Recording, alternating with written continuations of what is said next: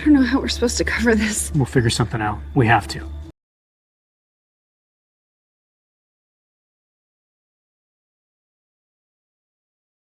Hello everyone, good evening. Welcome to our brokerage podcast. Let me introduce you first with Mr. Arvind Sapra. He is a renowned lawyer of our city and he is the owner of Earth Law Office. And welcome Arvindji to our podcast. Thank you Rakesh for inviting me. And also we have Mr. Bob Sengar. He's a renowned author and he's a very successful realtor with our brokerage. So today all of us here to discuss few legal aspects. And we're going to start our podcast. Hello, Bobji. Hello, Rakeshji. Mr. Sapra, welcome to our brokerage and thank you for your precious time. Could you please shed more light? What are the consequences to those buyers who are thinking about not closing and breaching the buyer's contract with the builder? Yes, Bobji, this is a very common problem that we are seeing these days because obviously, as you know, the market was such high market and people thought the prices are going to go up and the market has gone down. And unfortunately, lots of people are not able to close. Mm-hmm. And they don't realize that the contract they've signed is a firm contract. There is no way they can back off from that. So just like any other contract, if they back off from the contract or walk away from the contract, there are serious consequences. The builder or the seller, the vendor, whosoever it is, can technically sue them for the damages. Right. So basically what happens is, let's say you bought a property for $1 million, okay, or you entered in a contract for buying a property for $1 million, and then you do not close that property, and then the seller ends up selling it for $800,000. Right. So you could be liable for that $200,000, and the courts right now are very clear that it is your the buyer who had entered into the contract, because he breached the contract has to pay that. So not only that, let's say if there's a time frame, the time period that goes by, the carrying costs and all other associated damages. Not only that, let's say if the seller had already entered an agreement to buy another property, right, and then he was not able to buy that, and there were some consequences on there as well, that will also have to be passed on to you. Mm-hmm. So sometimes what happens is the overall cost or the penalties or the things that you have to pay can be quite high. Now, if there is anybody who is in the same situation, do you charge for your consultations? First initial consultation is free. Okay. But then obviously after that, if they decide to go with us, then right, we have to charge. All right. Yes. Have you dealt with these cases previously? Yes, as a matter of fact, we have and we are dealing with those cases. Okay. And every case is unique because so many times people come in and they think, oh, there is no way out. Okay. Yes, it's a tough situation, but then obviously we can't just walk away because then the damage is magnified. Right. Here we can minimize your losses. We can talk to the other party, see if there's a mutual release, or we can come to some sort of an agreement so that you don't end up having exorbitant losses. Right. Excellent. Thank you so much for the insight. And any buyers out there, if you are not able to close the property or you bought the property to flip it on assignment clause, and I understand, we all understand rather, that how hard it is to sell something on assignment clause now because the property values, they have come down considerably. The banks are not appraising those properties at the value that you paid to the builder. Isn't that the fact, sir? That's absolutely right. The market is very low, so the appraisals are coming. Well, I should not say any percentage, but we all know they are being appraised quite low than the contract price. All right. Is that conditional 10 days cooling off period? When you buy, especially condominiums, many buyers, they see those standard thick copy of the contract and they are probably talking to their friends and family. They say, we never went to the lawyer. Why you have to waste that $500? Is this the right approach, sir? There is so much vital information in that contract, like occupancy dates, costs on occupancy. Builders allowing you to able to lease at that time or they don't. And development charges. All these things are in that contract. And how can you help? So, Mr. Bob, first and foremost, I'll say, not only the condos, anytime you're buying from a builder, it's very important that you have the agreement reviewed from a counsel, from a lawyer. The reason is it's a different transaction from buying an existing property or a used property, a resale property, right, versus a brand new property. Because when you're buying brand new properties, there's so many other expenses associated with it, which so many people don't know. Right. As you rightfully said, the very first thing that we need to check is the developmental charges. I've seen where the development charges were more than $40,000, Wow. 40, 50,000. And on the date of closing, the buyers were literally surprised. Right. So then not only that, there are so many other charges like for all the utility hookups, and other Tyrian warranties. And so, the list goes on. And that can be, and if you are not aware of those, it will come as a big surprise, and the bank doesn't pay that. Right. True. That's not included in the purchase price. The bank says we'll pay you only 80% of the purchase price. So sometimes, that's a big problem. Now coming back to the 10 days cooling period, there's a reason the government put that 10 days cooling period, because they do understand that, especially when buying condos, there are so many other steps, like you rightfully again said, that the occupancy. Many people don't even understand what the occupancy is. Right.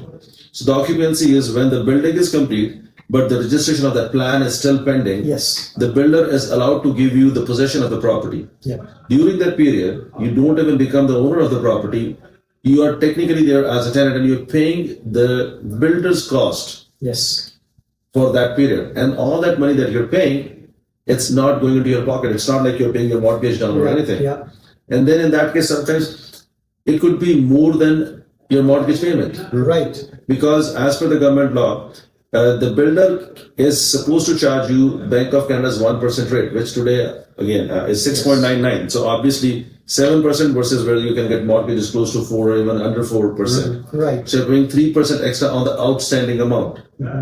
So that can sometimes be substantial amount of money which you don't have, and the people don't understand. Right. Right. So yes, so you should not only, as a matter of fact, my suggestion is that any contract that you sign for purchase and sale, you should review it with at least either your real estate agent or a lawyer. Yes. If it's a resale house, these guys are experts; they can guide you. Even with the builders, it's always nice to at least have a professional guidance on that, either from your expert real estate advisor or a lawyer. I think lawyers are slightly better equipped to deal with it because they can negotiate, go back with the builder's lawyers, but then again, at least discuss one of them. You think the Chat GPT can replace the law office right now? As of now, I don't think so ChatGPT can replace the lawyer's office because so many things outside the box that Right. we need to think. Okay. And then also ChatGPT only tells you what you ask. Right. So there's so many other things. Maybe in the future, you never know, ChatGPT might take over, which I won't disagree the way the technology is going. But as of now, I don't think that is very safe. Right. And every buyer has different scenario, different requirements. You could be in a totally different stage than your neighbor. Please be careful when you are investing somewhere because other people did it.